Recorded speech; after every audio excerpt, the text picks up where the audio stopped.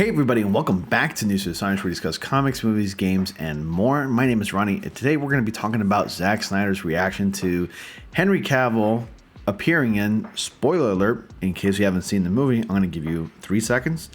3, 2, 1. Henry Cavill made a brief cameo in Deadpool and Wolverine. Now, I'm talking about this minor spoiler only because, one, the movie has already been out for the past couple of weeks, so if you haven't seen it, well, sorry, hate to tell you, but everybody who's been cast in Deadpool and Wolverine is already spoiling the movie anyway, so you can't get mad at me. Number two, Zack Snyder, of course, had to say something about this, and he didn't say much, but it's interesting to see his reaction since he was the one who thought Henry Cavill was really Superman, because Henry Cavill is and was an amazing Superman. The guy is Superman. At least I felt that way when I went to go see Man of Steel way back in 2013. But it's interesting, and I want to talk about this, and it's not going to be a very, very long video, but I thought the story was really cool and kind of wholesome in the end. But anyway, I have more details to share with you, but before I get to that, make sure you just like, comment, subscribe, and click on the notifications so you don't miss anything. Join my Discord, invitation link to that is in the description, and follow me on my social media, which you can find in the description box below. If not, you'll also be able to see it right here on my overlay, under my webcam overlay, that is. So I have the article here pulled up by Screen Rant, and it says here that the Justice League and Rebel Moon filmmaker Zack Snyder reacts to Henry Cavill's Deadpool and Wolverine cameo, marking it as his Marvel Cinematic Universe debut. It was like the quickest 10-second cameo, honestly. Phase 5 is currently enjoying its biggest success with the release of Deadpool and Wolverine, featuring the return of Ryan Reynolds and Hugh Jackman as their respective Marvel heroes. Like many other superhero movies, there were several Easter eggs and references in Deadpool and Wolverine, as well as cameos from the major actors. And now I gotta say, about those Easter eggs and references, the Marvel Studios really did a great job when it came to at least mentioning those Easter eggs and referencing, at least showing those Easter eggs and references, not mentioning, excuse me. And when I say that there's Easter eggs and references, I mean there are a ton. Now, if you're a longtime Wolverine or a Deadpool comic book reader, especially an X-Men reader, then you can point out the Easter eggs immediately. I don't want to get too much into detail because it'll just kind of like I'll just further spoil the movie, even though it's been about over a couple of weeks now since the movie's been out.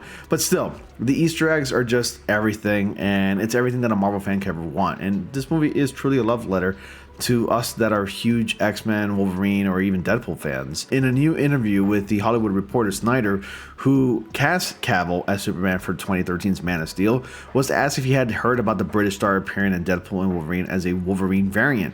Snyder replied, "I haven't seen it yet, but I did hear about it. Sounds fun." When the trade brought up how Wade Wilson joked that Marvel Studios would treat Cavill better than the studio down the street, obviously referencing DC Studio, or at least at the time Warner Brothers, Snyder didn't respond but grinned, and I can imagine that he knows deep inside, and it kind of hurts because Snyder had to work for Warner Brothers to make these movies. And then asked if he was frustrated that Cavill's Superman was sidelined by DC, Snyder said, and his response, Snyder said, "Well, Henry is an amazing Superman to me.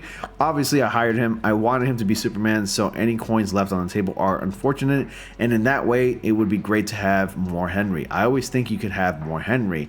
When will Henry Cavill return to the MCU? I'm actually wondering if he will ever return to the MCU. The guy's only in his early 40s, I think, and I think he can play Wolverine for a solid decade or a little bit more, if anything, because Hugh Jackman's been doing it for 24 years now, so there's no excuse as to why Henry Cavill can't do it.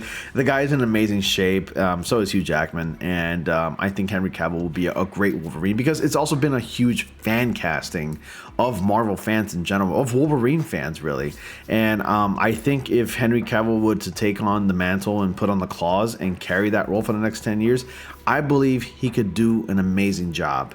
So I don't know about you guys, but you let me know your thoughts on that as well. So at the time of the story's publication, Cavill has not addressed his Deadpool and Wolverine cameo, nor has he talked about the future MCU appearances. However, it is worth asking whether his cameo in Deadpool and Wolverine could actually lead to Cavill being cast as the iconic X-Men hero in the Marvel Cinematic Universe timeline.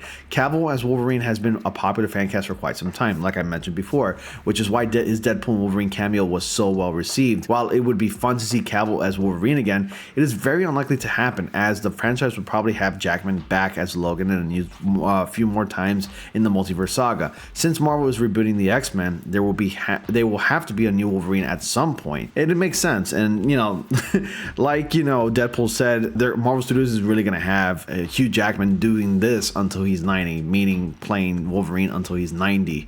When really, in reality, the Secret Wars saga, like at least the Secret Wars movie, is supposed to be not the culmination of everything, but it's supposed to be the actual reset movie. It's supposed to like a soft reboot pretty much the entire cinematic universe. In the comics, it was kind of a soft reboot for the comics, at least the second Secret Wars comic books, where it kind of reset a lot of things. Like, for example, Miles was integrated with the main 616 universe, and now he's canon to that, where he was in the Ultimate Universe, and he was actually Spider-Man in that universe where Peter Parker died. That's just an example. So this movie, Avengers Secret Wars, can, like, Marvel Studios can really take the opportunity to pretty much correct things, maybe get rid of things, maybe recast people, if you know what I mean, where people look different, like they've always been. Like, let's say Henry Cavill, at least the way he appears to be, has always been Wolverine. And he's Wolverine of the MCU canon. Like, after the Secret Wars movies happen, you know, everybody goes back to the way they were, you know, with their own lives. Things that have happened or transpired, you know, basically in Secret Wars would be absolute when everything has been reset and done. And I think that's what Secret Wars is going to be about, really. I mean, it's going to reset a lot of things. It's going to correct things. It's probably going to get rid of a lot of, you know, rotten eggs. And when I mean rotten eggs, it's going to probably get rid of a lot of, you know, stuff that has failed for the MCU, like She-Hulk, for example, like Marvels, maybe the Marvels, or at least Captain Marvel. Whatever, it's gonna probably reset a lot of things, remove a lot of things, and which is why things are gonna be differently, and which is why things are gonna feel different, and it's gonna feel like a reboot. And the Secret Wars is the perfect opportunity for that. So Kevin Feige has also made it clear that when they recast Wolverine for the MCU, it will be a very different take on the character, which would suggest a unique direction for the casting. It also is possible that the MCU would utilize Laura Kinney as the new Wolverine, since she did carry the title in the comics, especially if they bring back Daphne King after Deadpool and Wolverine. For now, however, the world will have to wait and see what happens next. I'm not really all that excited about, you know, Laura Kinney, in this case, you know, Daphne King, and, you know, X-23 being the current Wolverine. I'm not all that excited, honestly. Like, a lot of times in comics, characters take on the mantle of existing legacy characters, and I say legacy because they've been around for such a long time. It happens all the time in comic books where, you know, side characters, sidekicks, or whatever, they take on the mantle of like the main legacy characters. Like Robin has been Batman, in this case X-23 has been Wolverine, and, you know, Elektra has been Daredevil, and so on and so forth. You get the point. It's only cool like if they take on the mantle for just a little bit, and then obviously that mantle will return to the original holder.